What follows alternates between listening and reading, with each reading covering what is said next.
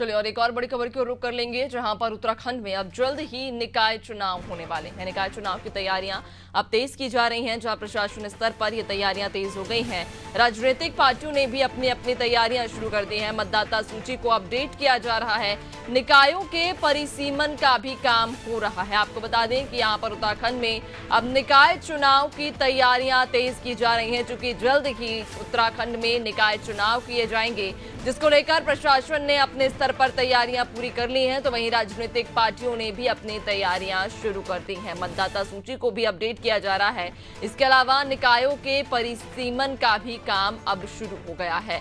ज्यादा जानकारी लेंगे, सहयोगी सोनू हमारे साथ लगातार बने हुए हैं। सोनू, उत्तराखंड में निकाय चुनाव जल्द ही होने हैं, इसको लेकर तैयारियां किस स्तर पर की जा रही हैं? क्या और राजनीतिक पार्टियों की अगर आप बात करें या फिर स्थानीय प्रशासन की बात करें तो क्या तैयारियां?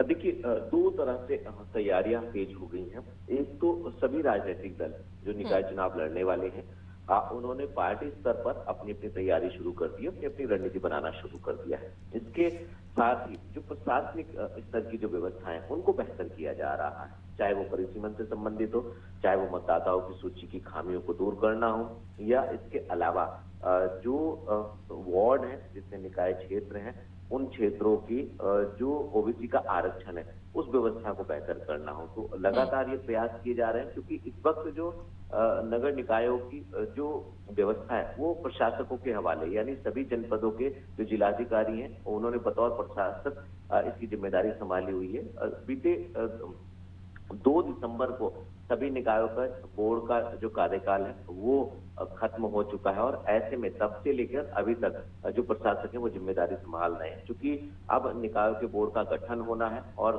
2 जून तक का समय प्रशासकों की समय सीमा है।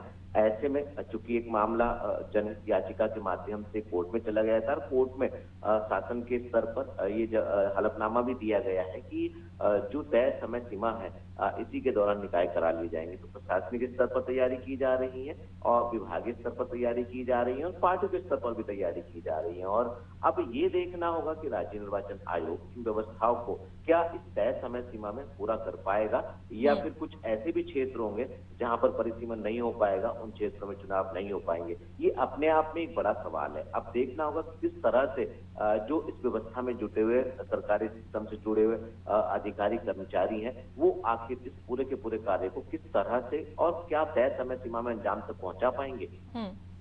वाकई देखने वाली बात रहेगी कि आखिरकार तैयारियां किस प्रकार से की जाएंगी और परिणाम इसके क्या रहेंगे। बहुत शुक्रिया आपका, बने रहिएगा, आगे और भी अपडेट्स लेंगे आपसे। सोनू।